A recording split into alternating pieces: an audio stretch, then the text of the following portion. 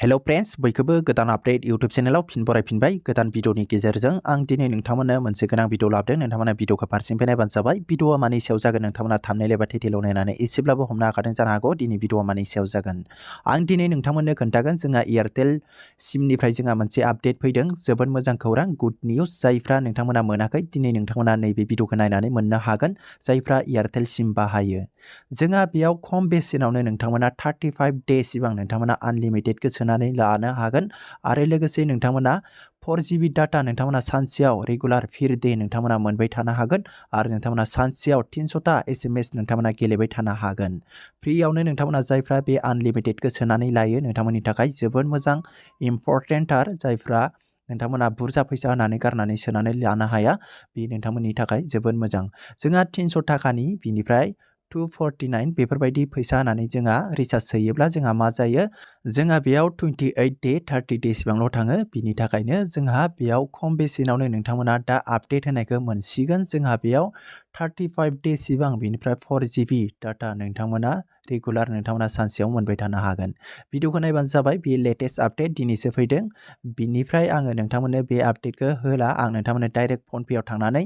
बेसेबां सोबा जोङो बेखौ जोङो 35 डे मोनो बेखौ आं नोंथांमोननो फोथायनाय बायदि डाइरेक्ट खोन्थानोसै आंनि फनपेआवनो थांगोन नोंथांमोना भिडियोखौ फारसेनिफ्राय नायबानो जाबाय नोंथांमोनाबो दखानफ्राव थांनानै सोहैनो हासिगोन बे रिचार्जखौ अफार होदों जोंहा एयारटेल सिमनिफ्राय नोंथांमोनाबो बेखौ नायबानो जाबाय भिडियोखौ फारसेनिफ्राय नायदो बिनिफ्राय आं बेयावनो फिसा रिक्वेस्ट खालामो जायफ्रा गोदान आपडेट यूट्यूब चेनेलाव फार्स्ट टाइम दिनैसो नायफैदों नोंथांमोना गोदान अननानै चेनेलखौ साबस्क्राइब खालामनानै होदो बेफोरबायदि गोदान गोदान नोंथांमोना आपडेट लेटेस्ट आपडेट नोंथांमोना नटिफिकेशन मोनबाय थानो हागोन गोदान आपडेट यूट्यूब चेनेलनि गेजेरजों आरो नोंथांमोना बुजियाब्ला नोंथांमोना कमेन्ट हरनो हागोन आरो नोंथांमोना भिडियोखौ मोजां मोनदोंबा लाइक खालामबानो जाबाय अब्ला लोगोफोरा आं नोंथांमोननो खोन्थानोसै आङो फनपेखौ अपेन खालामनानै खोन्थानोसै नायलांबाय थाबानो जाबाय भिडियोखौ फारसेनिफ्राय अब्ला आङो फनपेआव थांनोसै नायबानो जाबाय आङो फनपेखौ अपेन खालामनि बिनिफ्राय बिनि पेजआ बेफोरबायदि गेवगोन जोङो रिचार्जखौ सोनो थाखाय गाहायाव नुगोन मबाइल रिचार्ज बेयाव खनसे थुनानै बानो जाबाय अब्ला बेफोरबायदि पेज गेवगोन बेयाव नोंथाङा जाय मबाइलाव नोंथाङा रिचार्जखौ सोगोन बबे नाम्बाराव बेयाव सार्च खालामबानो जाबाय बिनिफ्राय आं आंनिखौ थुनोसै बेयाव नाम्बारखौ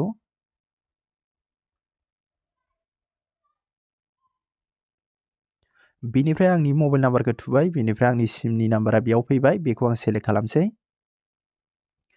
बिनिफ्राय नायबानो जाबाय बिनि पेजआ बेफोरबायदि नोंथांनि रिचार्जआ बेयाव अफारा दंजोबो नोंथाङा बेयाव नागिरबाबो नुनाय नङा दै आं नोंथांमोननो खोन्थागोन बेयाव नायबानो जाबाय आं नोंथांमोननो खोन्थानि बेयाव नायबानो जाबाय 149 1GBल' फैयो नायबानो जाबाय सानसेयाव बेबो 30 डे बिनिफ्राय गाहायाव नायबानो जाबाय गोबां रिचार्ज दङ 299 बेथ' 300 थाखा लायो बिनिफ्राय 2GBल' फैयो सानसेयाव डाटाया बिनिफ्राय 28 डे सिबांल'